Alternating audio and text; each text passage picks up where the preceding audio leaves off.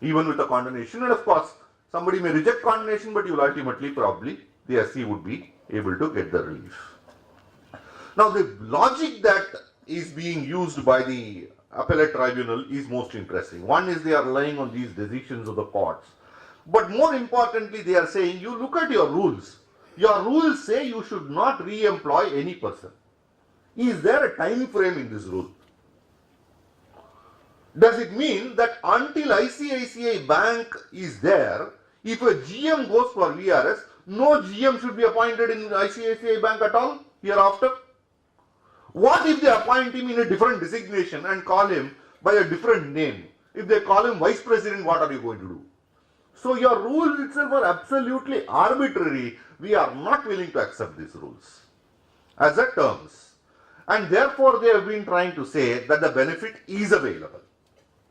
So if any of our clients have failed to, maybe we should advise them to claim. And if there is further appeals, you can be sure that whether anybody appears for assessee or does not appear, because revenue has filed appeals in every case from Commission of Appeal, whether the assessee appears in person, does not appear, counsel appears, counsel does not appear, revenue appeal is dismissed. That's how it has been happening over the last so many months, and I've been there every day watching all this. So we don't even have to we can tell our client, don't waste money on me, anyway it will happen.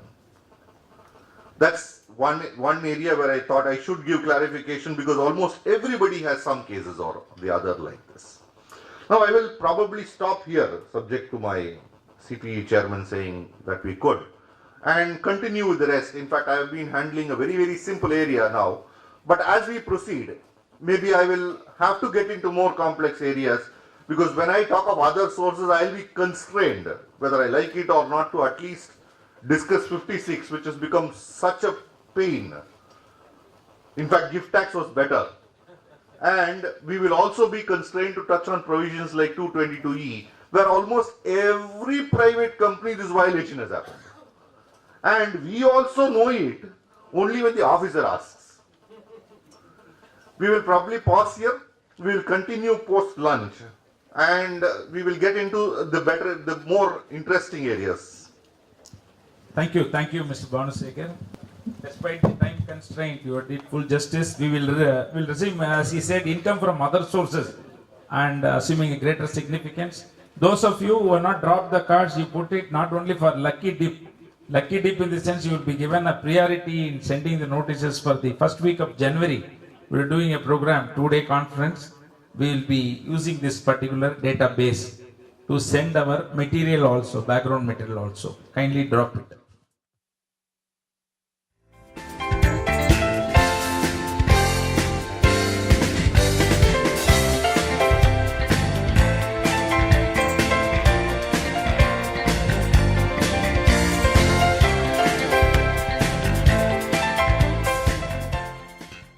Coming back, there are, as we were discussing, there is enough and more to discuss of the subject, but somewhere we will have to draw the line.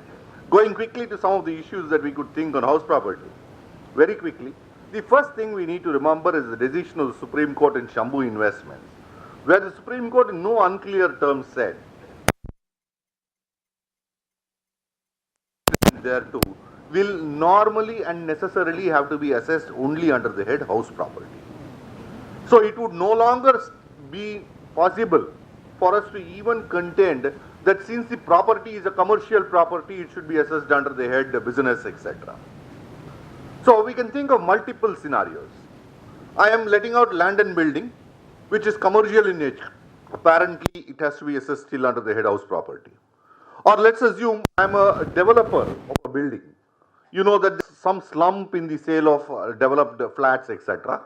And the developer himself has let it out on rent, because he has not been able to sell it in the interim. He has let it out on rent. Even in such cases, there are decisions to say that it should be assessed only under the head house property. So whatever be the nature or the purpose for which it is let out, the nature of the building, it may not be very significant. Of course, I will subject myself to certain aspects which we will discuss.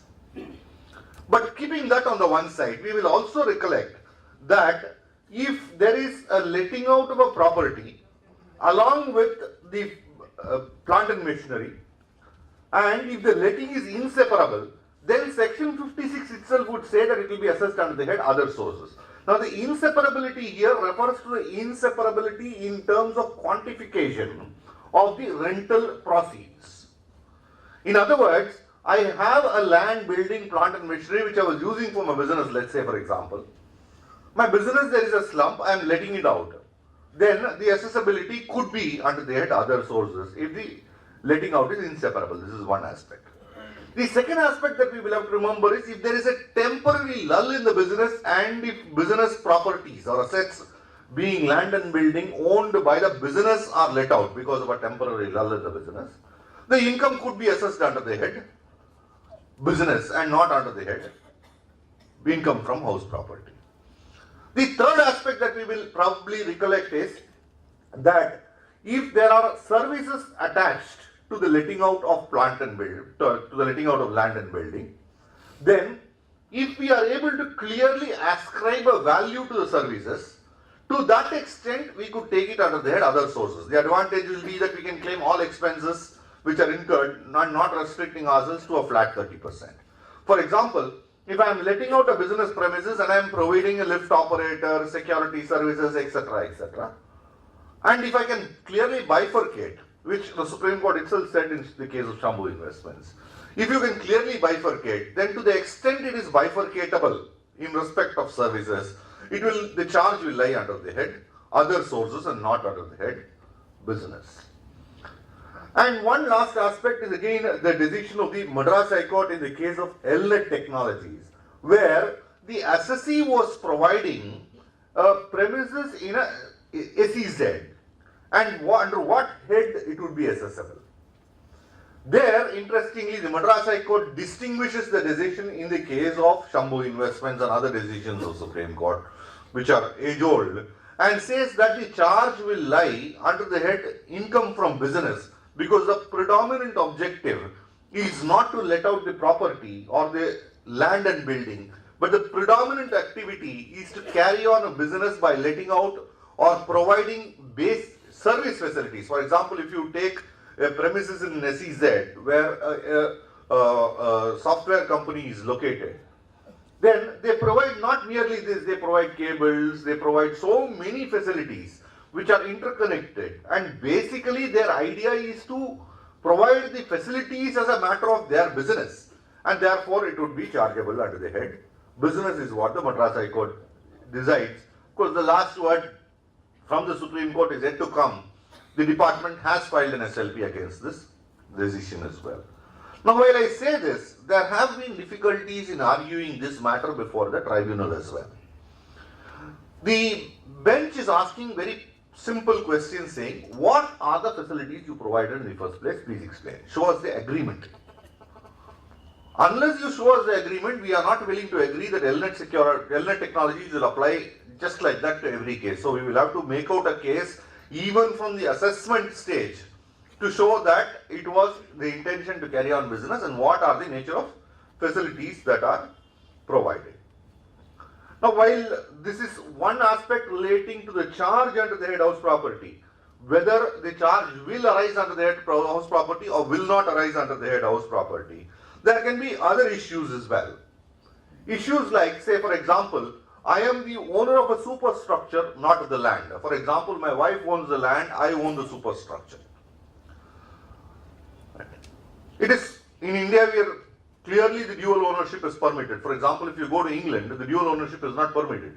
Whoever is the owner of the land becomes the owner of the superstructure, if the superstructure is on the land. But that's not true in India. Dual ownership is recognized. So, which means that if I let it out on rent, this property on rent, then technically whatever rental income is relatable to the house will be income from house property. Whatever rental income is attributable to the land should get assessed, say, in the hands of my wife as income from other sources, because there is no letting of building alongside with land. We could also think of several situations where the clubbing provisions would apply.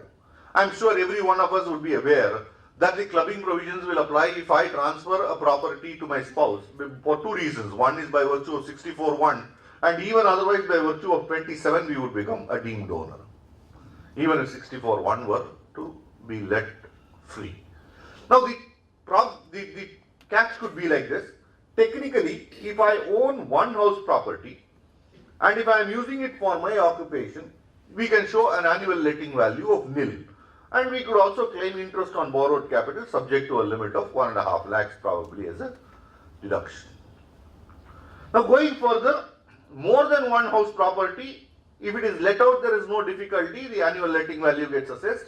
But even assuming I am using for self-occupation, only in respect of one house property I have the benefit of taking the letting value as nil. In respect of other properties, I will have to offer the rental income. I will have to offer the rental income being the sum which it would have fetched if it had been let out. So there's a little bit of a trick here. What would it have fetched if it had been let out? Now we have been able to successfully argue that it should be the municipal valuation wherever there is a municipal valuation. Fortunately, municipal valuations are generally lower in this than the actual rent that is capable of that it can fetch if in reality. This is one side of story. Now what if I have a property which I want to let but I am not able to let? Now if you will recall the law as it stood prior to the amendment in sections 22, 23, 24, etc. If a property was vacant and let or let and vacant, you could claim what was called a vacancy allowance. But if the property was fully vacant, we could not get the benefit, we had to offer the entire annual letting value. In fact, to that extent there was a decision of Supreme Court itself, which of course was not so acceptable in reality, because see, somebody who has been getting a rent for only 1 month and has kept it vacant for 11 months gets a vacancy allowance. Somebody who has had it vacant for 12 months gets no vacancy allowance, has to offer the 12 months rental income. This is how it was. Now this has been addressed through the amendments, and the amendments now do not provide for technically a vacancy allowance. What it provides for is something like this. It provides that if you intended to let a property, but you could not let it because you could not get a tenant, then the income therefrom, the letting value therefrom can be taken as nil. So again it goes on intention. So whether you intended to use it for yourself, then you offer, even if it is not let. But if you intended to let it but you could not get a tenant, you could get the vacancy allowance. And interestingly, the vacancy allowance is not provided for directly, but only to say that the annual letting value will be taken as nil if it is completely vacant. In which case, it is still a let out property. Whether it is a deemed let out property or a property which is completely vacant and annual value is taken as nil, it is a let out property all the same. Which means that the interest on capital borrowed will be allowed as a reduction without the ceiling limit. The 1.5 lakh ceiling limit is only in respect of one property which is self-occupied. It is only in respect of one property that is self-occupied. Now going back to where we spoke in the morning, in respect of salary, I was talking of a person having 2 rented houses. Now I will talk of a person having 2 own houses. One where I live, one where my parents live, let's say. Right? One where my parents live. Can I say that both are self-occupied? I would think that in any case, one of these properties has to be taken as deemed let. But the option lies with assessee to choose in such cases as to which of these he would take as deemed let out property, so that this difficulty could be avoided. Now of course, once I talk of income from house property and I talk of residential house, etc., I will be tempted to talk about certain aspects on capital gains, but given paucity on time and the fact that that is a subject that is independent, we will recall that section 54 talks about a residential house. Nowhere does section 54 require that the property should have been used for residence. In fact, if you will read the old section 54, it required that it should have been used for residence. Now that is not the requirement. The requirement is that the property should be a residential house. The asset that is transferred should be a residential house, that is all. If that be so, then we get the benefit of getting the exemption under 54, because otherwise it will go to 54F. So now for example, if I have a commercial property which I sell, I can only get 54F at best. But if there is a residential house which is used for commercial purposes, which is sold, I will still get the benefit of 54. So what is required is that that property should be capable of being called a residential house. And the singularly largest important test will be the existence of a kitchen. Right? Because there can be anything there or not there. But then in a residential house, normally there would be a kitchen. Whether it is used or not used is not the question. So that could be the largest distinguishing factor, particularly, which we can look at to see whether a house will satisfy the test of a kitchen. In fact, department itself has used this kitchen test very successfully to say that you are owning more than one residential house because you have two kitchens. Right? But then we have to explain saying there is a quarrel between me and my spouse. I cook separately, my spouse cooks separately. Right? So there are, if you go to capital gains, there are any number of difficulties that you could face separately. In fact, most of these deductions and exemptions are subject matter of disputes rather than subject matter of allowances. And in fact, I was talking to some officer the other day and said, sir, please tell me, at least in one case, which you know of, not just in your charge, which you know of, has there been a claim for deduction under 80IB 10 which you have allowed? Some reason or the other you invented and not allowed. You are not the owner of the land. The law does not require I should be the owner of the land. Then they say, no, the property exceeds 1500 square feet. How it exceeds 1500 square feet? They are saying, look, we will add this portion also. We will add the car park area. All kinds of things. In car park, I don't live normally. My car only is there. So, the department also is finding newer and newer methods of not allowing deduction. And the worst part is some of these amendments that happen. You should not sell the property to any person belonging to the family, being the spouse or children of the said person, once you have sold a property to a particular person. So if they sell it to me, they should not sell the property to my wife. Now supposing my wife goes and books the property, her PAN card says name, father's name. Now what can the builder know or the developer know as to whether she is my wife or not? Where he will employ a private detective or what to check up. Supposing my wife is feeling ashamed to say she is my wife. Now because my wife is feeling ashamed, the builder will use the deduction. You just imagine. So it goes on. Somewhere, as I said, what happened was something like this. People bought two properties, one in their name, one in the spouse's name, joined the two. The limitation was 1500 square feet. So you could now get two houses. 3000 square feet you could get, make it a bigger house. So they did not want this suddenly. So they said, no, you should not sell to the spouse. How would I know as a developer as to who your spouse is? And how would I know who your children are? And if you are a HUF, I must know who are the members of your HUF. How would I know? It is impossible. See, at least I and my spouse may share a common address. But my father's HUF, I am a member, my brother is a member, we don't share a common address today. He is working somewhere outside in Chennai. Now, how would the builder ever know? We don't know. All these questions are unanswered, but given all the complexity, we leave it here for the moment. Very quickly going on to some areas which could be of larger, could lead to larger tax implications. Other sources. I will quickly take up just a few issues. Now, when we talk of other sources, there are two areas which I would think concern me very greatly. Not the regular provisions of other sources which concern me greatly, some of which I even touched upon while I was touching on house property. But two areas where I think I am in great trouble. Both of these being, for all practical purposes, deeming fictions. One is the provisions of 56(2), the other is the provisions of 222E.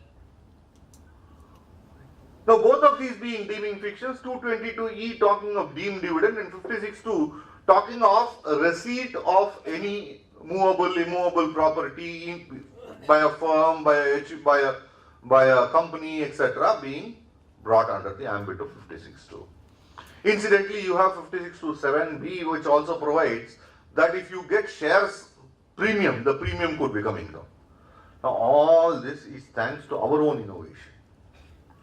I don't know if anybody mentions the word Calcutta, and if you say share, we know what it means. In fact, there are 500 odd cases where the commissioner has passed 263 orders in Calcutta.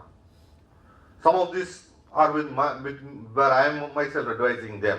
As I've been very clear about certain things, I don't advise to evade. But if somebody evades and asks me to argue, I will argue. I have no two views on this. This is the simple logic. Vijay Kumar is one person who does not agree with this logic. We have spoken at length about it. But to tell my friend, if I am a criminal advocate and if I will not advise a criminal, I will not defend a criminal, then whom will I defend? It is like that. The minute you start practicing tax, you will have to be convinced that an evader is the person whom you are going to defend. But at the same time, we will not advise evasion. If you evade income, we will defend. Now, these companies have all gone through a great circuitous route. It's a simple what we call cartel. A company will be formed, it will issue shares first and then issue shares at huge premiums. These premiums will come into the company. Now there are any number of decisions of the Supreme Court saying that you cannot investigate into share capital, you can only look at the genuineness and the thing, you cannot look into the creditworthiness of the other person. If at all, you must go behind the shareholder. So what happens? There will be big time share premium which will come into the company. This company will buy shares of another company, of another company, another company, another company, another company. All are bogus. Nobody will have a worth because the only liability that they will have is share capital and premium, technically, and the returned income will be 112 rupees. Because they need to file a return of income to ensure that they give credibility to the whole thing. And what they would do is then it will come back ultimately to the same company back rooted as share capital at a premium. It is one cycle. So if you have 25 lakhs with you, you can create a source for 25 crores. And then this company will be sold to some other company or some other person at a much lower price. And that person will again sell the company at shares at a much higher price. So technically what will happen is, I will have a company which technically has a net worth of 25 crores according to paper. I will buy the shares of this company for say 80 lakhs and then sell it for 20 crores. So what happens is became a mode of conversion of black money into white, for which there is a price that you pay. This is how these Calcutta companies operated. In fact, the commissioner's order, if you read under 263, is very interesting. The commissioner says there are some 520 companies which all filed revised returns declaring filed belated returns beyond the time allowed under 139(4), showing incomes ranging from 18,000 rupees to 2 lakhs of rupees, and all of them requested the assessing officer to reopen the assessment. 148 notices were issued and all assessments were completed at the returned income or at marginal additions without looking into share capital. Now you can imagine if one company is 25 crores, only 500 have been targeted so far. Let us understand that. It's much bigger. The numbers are much more voluminous than we probably can imagine. In fact, on the 263, the Calcutta Tribunal has already passed an order. In fact, I have seen the order giving effect to the 263 as well. That is even more interesting. So 263 hereafter we have very little case. 143.3 read with 263. That is the trick. Now the officer goes through the whole sequence and says this is how it has been done. And then says these are unexplained investments. He does not add unexplained credits. Because he knows if he touches credit, he only showed the source for the credit. he showed how it is being rooted and how it has come back, and therefore the investment is bogus according to him. The credit is not bogus. Now, when you come to investment, again, the simple point that we are arguing is so elementary. You are saying these companies are not worth pittance. They are worth pittance. You have simply paid, shown as though you have paid money to buy these shares, which you in fact have not. Then where is the investment made by you? You are saying I bought a share for 1,000 rupees, but the share was only 1 rupee. You only paid 1 rupee, so only 1 rupee you can add if at all. And for that 1 rupee, I have adequate source. Anyway, keeping all that aside, this was the genesis of this whole concept of 5627A and 7B. 5627, of course, has been there in the statute books for a little while, which talks of individuals the virtue of giving a gift. I'll quickly touch on 5627 first. 5627 would talk about an individual virtue of getting 4 different kinds of gifts. Or, I'm using the word gifts, the real language is for no consideration or for inadequate consideration. It talks of getting movable property. It talks of getting any sum of money. It talks of getting immovable property. It talks of getting immovable property for inadequate consideration and movable property for inadequate consideration. So there are 5 different categories. One is sum of money, that is cash. And 2 is immovable property for no consideration, movable property for no consideration, immovable property for inadequate consideration, immovable property for inadequate consideration. So now if we look at it, we are all aware that there is a 50,000 ceiling limit. Only if the aggregate value of the sums received or the inadequacy, I will put it that way, inadequacy being calculated based on the market value if it is movable property and if it is immovable property based on the guideline value. That alone, if it exceeds 50,000, then the whole of the amount received or the whole of the benefit received gets taxable.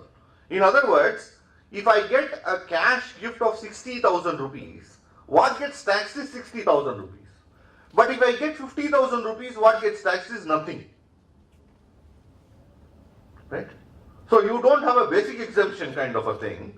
You have a limit. If it crosses that limit, it is whole of it. Of course, it would say gift received in contemplation of death, gift received by way of gift, will, inheritance, etc.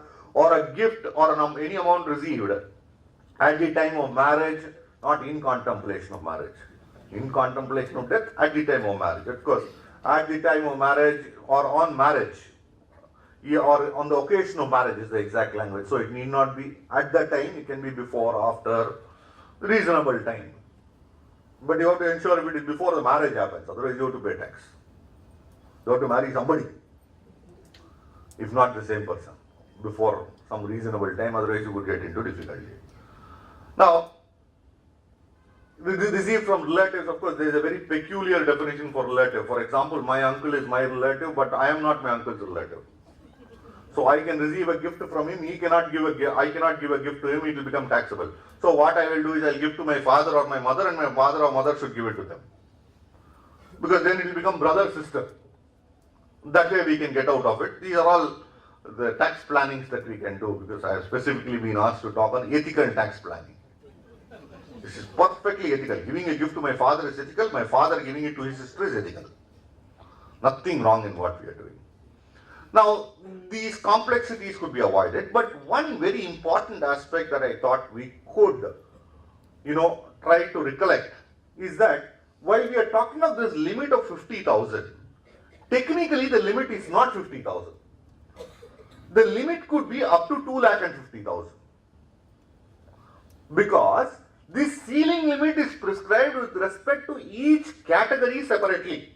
That means sum of money 50,000, movable asset for inadequate consideration 50,000, movable for no consideration 50,000, immovable inadequate 50,000, immovable no consideration 50. So we could get up to 2.5 lakh benefit in the real sense of the word. Of course, immovable property very difficult to restrict to 50,000 because value of properties have shot up.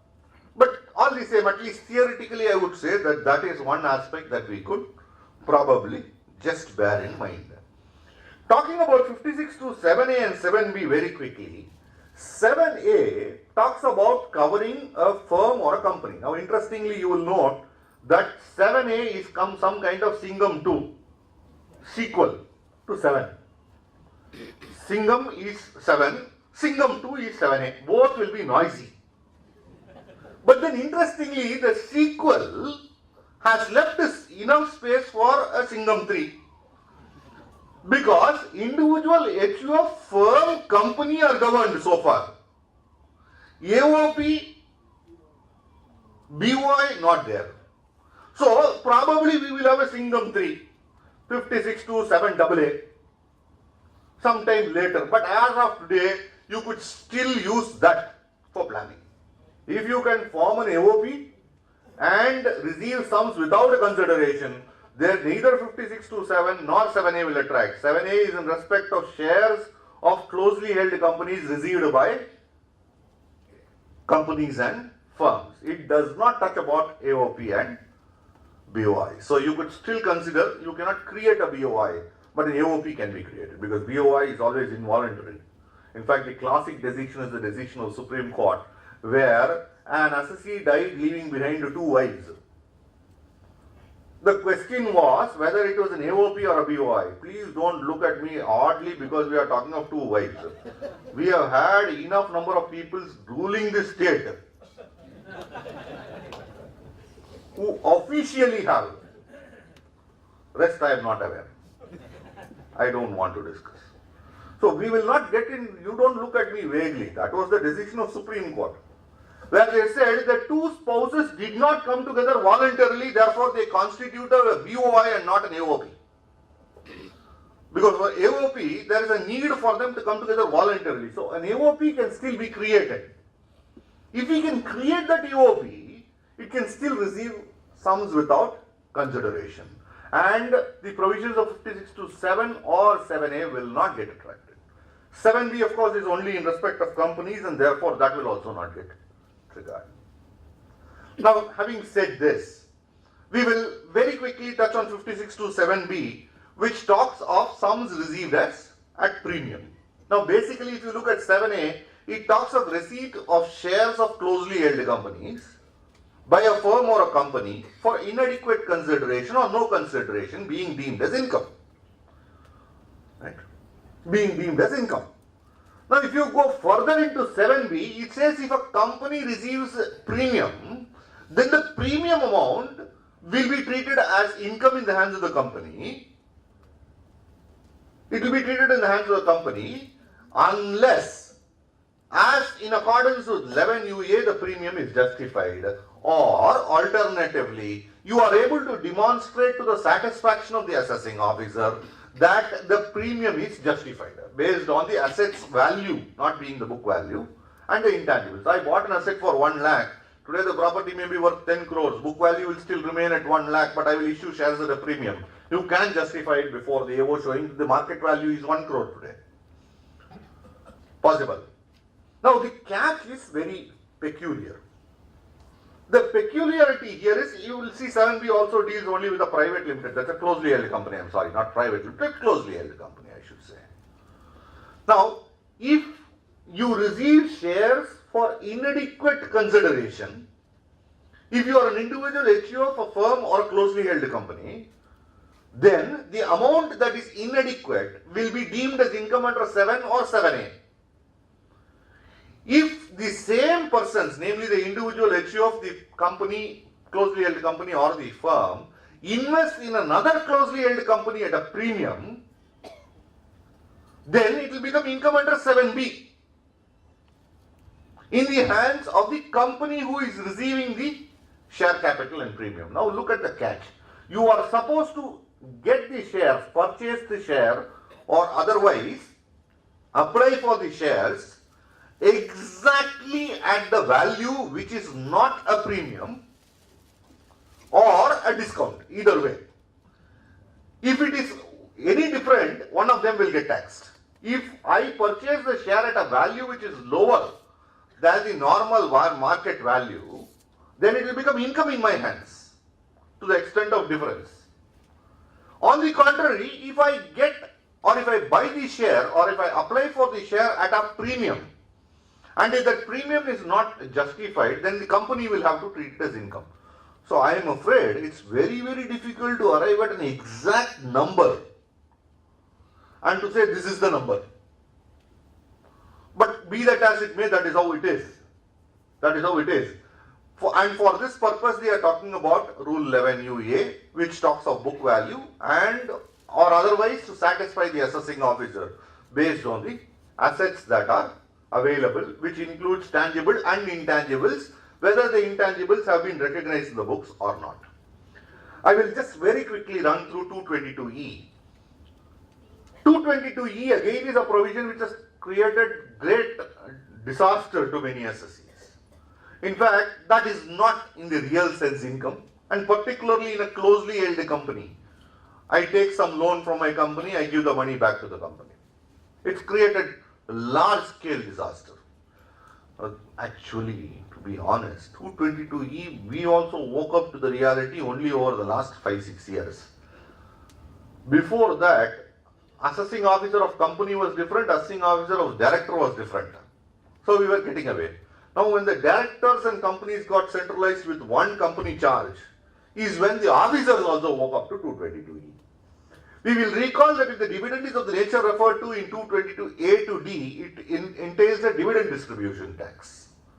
But if the dividend is of the nature referred to in 222E, which is loans or advances, given to a director or a person with substantial interest, or, a person holding 10% or more of the voting power, or to any concern in which such person has substantial interest, then it will become deemed dividend. Now, interestingly, there have been decisions, I will not run through the decisions, I will just refer to one or two of them.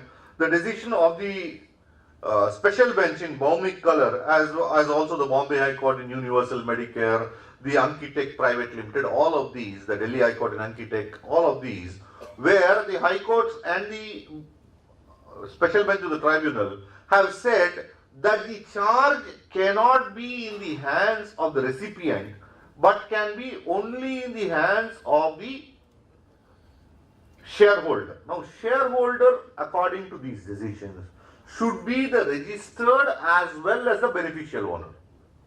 So, if registered ownership is with one person, the beneficial ownership with another, then as far as registered owner is concerned, he will say, I took the loan, no doubt, but I am not the beneficial owner. The beneficial owner will say, I am the beneficial owner, no doubt, but I am not the person who got the loan. And vice versa. So both of them could probably escape in this route. They could probably get away in this route. This is one aspect that we will have to bear in mind. When we talk of beneficial ownership, we could still talk of so many other aspects underlying it as to when a person is called a beneficial owner, etc. I don't want to run through these because these are Companies Act issues, and Mr. Vijay Kumar will probably get into it, because Companies Act, whatever is registered owner or beneficial owner for the purpose of Companies Act is how we understand it for income tax also. Going further, it also talks of an exception where a substantial part of the business of the assessee is money lending. Say, if I am a person holding 10% or more of the voting power of a company and substantial interest is 10% or more of the voting power is there, but the substantial business of the company is lending, then the law provides an exception and says 222E will not be attracted. Now, what is substantial part of the business becomes a question. What is substantial part of the business becomes a question. Nowhere the law defines a substantial part of the business being lending of money in the normal course of business. Now, there is a decision of the Bombay High Court in a case called Parle Plastics, where the Bombay High Court said 40% of the monies or the assets being employed for the purpose of lending is substantial part of the business. In other words, let's look at it this way. Supposing I have a client who is paying me 40% of my gross collection as fees. If I lose him tomorrow as my client, will I not say that substantial part of my business is gone? They are not going by 51% or any benchmark. Incidentally, while the Bombay High Court would say this, we will remember that the money lent to the person holding 10% or more of the voting power is to be excluded. Otherwise, what I will do is I will give money 50% of my total asset value to the director itself, holding 20% share capital, and say substantial part is money lending. No. Others, it should be a substantial part. Likewise, we could look at amounts that are advanced in the normal course of business. Take simple examples. Director has to go on a foreign travel. You give him some advance. Can this be governed? No. You can stretch this. Let's say you are authorizing a director to enter into an agreement of sale with somebody on behalf of the company. You give money to the director. Can this be treated as deemed dividend? The answer will be no. These are also advances. But these are advances in the normal course of business. Interestingly, there is no exclusion in 222E. Directly, it is judge-made law where the Delhi High Court has taken a view in creative dyeing and painting that normal course is not to be excluded, advances given in normal course. Incidentally, for your information, SLP by department to Supreme Court has been dismissed. The revenues SLP has been dismissed also.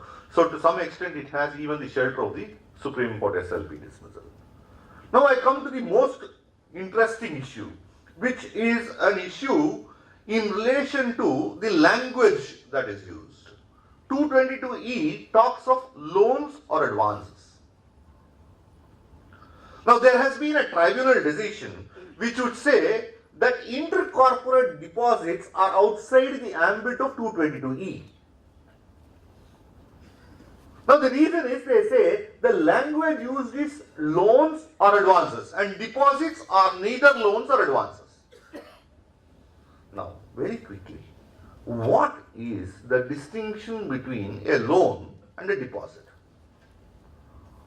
Maybe I will stop here, paucity of time. I could go on and on, but then we would have to stop somewhere. I will stop here. The difference between loans and deposits. There are two very interesting decisions on this point. One is the decision of the Delhi High Court in a case called Baidyanath Plastics versus KL Anand ITO. And the other is the decision of the Madras High Court in a case called AM Shamsuddin. Now both of these lay down the same principle, saying that there is a difference between loan and deposit. Interestingly, these decisions were not rendered in the context of 222E, they were rendered in the context of 269T. If you will recall the old 269T, 269T as it stood earlier used to refer only to deposits. Yeses to loans and deposits, T only to deposits. Then T was amended to include loans and deposits. Interestingly, they forgot to amend 271E, which still referred only to deposit. So the law evolved like this on the provisions. Accepting loan or deposit was an offence. Repaying deposit was an offence. Loan was not an offence. In cash. Otherwise than by an account paycheck, in other words. Then, for 1 year, acceptance of loan and deposit was an offence punishable. Repayment of a loan or deposit was an offence, but only loan was punishable, deposit was not. Sorry, deposit was punishable, loan was not. The other way around. Then 271E got amended 1 year later to say that is also punishable. So there was no penalty in between for 1 year. You have done a crime, we all agree. What will happen? Nothing will happen.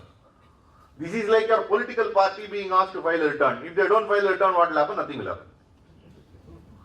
You show me a section in the Income Tax Act where the political party will pay a fine for not filing return. Or something will happen to it. Maximum the officer can do is issue a 142(1) notice. He can't even issue a 148 because there will be no income escaping assessment. Because the political party is exempt. If he loses that 142(1) time, he can do nothing. And if you don't respond to the 142(1), what can he do? Best judgment assessment. Best judgment assessment, he has to assess the income as nil. Then what is the incentive or disincentive for anybody to do anything? The earlier speaker explained about Sitaram Kesari. So you have provisions like this. It's all a way of life. Coming back, now deposit and loan, how they distinguish. This is very, very interesting. That's why I thought I will touch on this. According to the High Courts, a loan means, please note the words carefully, A loan means the person who is taking the loan must go back and return it to the person who lent it. Okay? A deposit means the person who placed the deposit must go back and take it from the person with whom he deposited. I don't know if anybody understood.